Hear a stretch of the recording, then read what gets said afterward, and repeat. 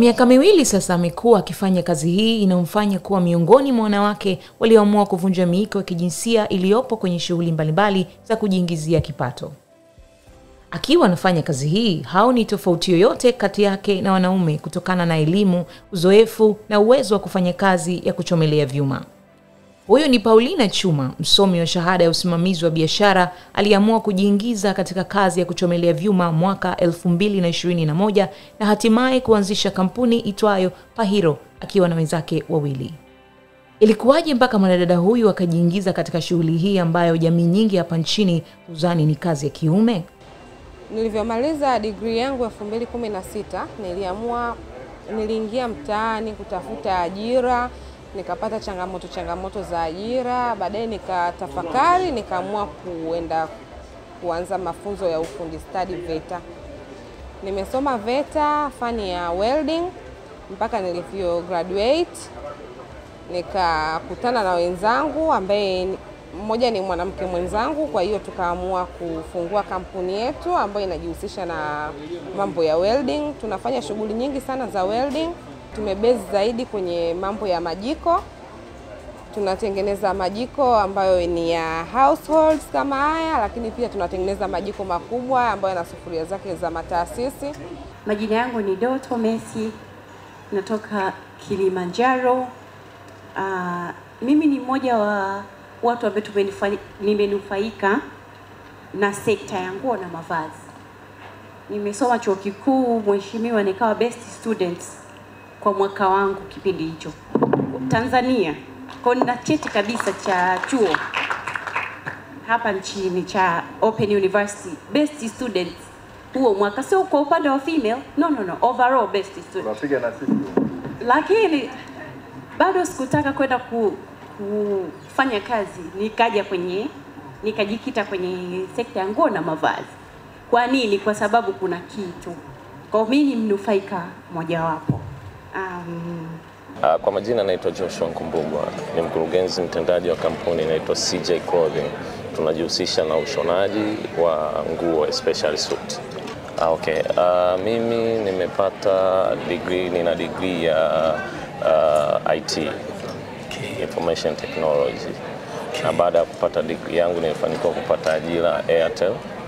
Nikafanya pale kwa muda miaka 5. Na mpaka naacha kazi Airtel nilikuwa as a manager, shop manager, branch manager. Kwa hiyo niliamua kuacha Airtel na kuja huku ambako watu walipadharau. Lakini kiuhalisia ni kwamba mpaka sasa hivi najutia kwa nini nilichelewa kuacha. Kwa jina naitwa Rosemary Katawa, ni mwanafunzi mwaka wa mwisho VETA Chang'ombe, Tanzania. Nasomea textile and fashion design, fani ya ubunifu, mitindo na sanaa ya nguo. Mwanzoni nilikuwa nimechukua degree, nimesoma ugavi na biashara, lakini ukisoma pia fashion haimaanishi kama ulichosomea kile hautaweza kufanya kazi. Lakini kwenye degree yetu kwenye degree au hizo shahada ambazo tunasoma zimejikita sana kwenye utawala. Lakini ukienda VETA au ukija VETA kama sisi ambao tunasoma, hizi zimejikita kwenye uwezo wao kujiajiri.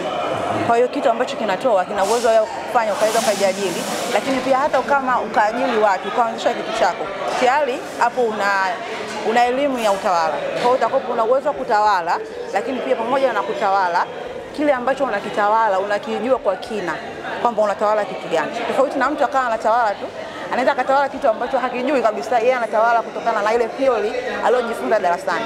Lakini kumbuka mimi hapa nimepata elimu yangu ya biashara ambayo iko in general, imebase kwenye biashara, imekuwa ni biashara kama biashara, lakini pia nikabobea pia kwenye ugavi ambao ni manunuzi.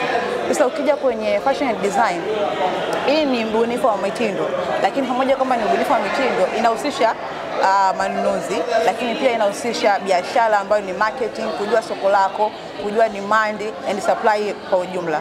Kwa hiyo inakurahisishia wewe kwenda moja kwa moja kwenye hitaji la wale ambao wanahitaji kile kitu ambacho unakiproduce. Naitwa Neema Msuya, ni mwalimu wa creative kutoka chuo cha Ana Collection Fashion Academy, na pia vile vile ni mmiliki wa brand ya Nesam Designs ambayo inajihusisha na ushonaji wa nguo za harusi pamoja na nguo za ubunifu. Kwa hiyo ninawakaribisha. Kwa mfano sasa hivi sera hizi za nchi yetu imetuhamasisha sisi kufanya vitu vya ujuzi. Kwa mfano kama hapa tumeona VETA imetupa sisi platform, baadhi ya watu wamepata platform na wanaendesha maisha yao kwa ajili ya ujuzi ambao wameupata VETA. Mimi nimemaliza chuo cha Sokoine University of Agriculture SUA, na nimemaliza kwa Bachelor of Science in Horticulture. Baada ya hapo sasa nilifanya kilimo, lakini niliona passion yangu mimi iko kwenye fashion. Nilikuwa napenda fashion since back then. Nilivyoona kwamba ninapenda fashion, nikawa katika kutafuta chuo ndo nikaona chuo cha AFA, nikajiunga, nikafanya vizuri, na mwisho wa siku I was the best student katika intake yetu, ndo nikapata pia nafasi ya kuwa mwalimu katika hicho chuo. Kwa sasa hivi ni mwalimu, at the same time ninafanya katika brand yangu pia.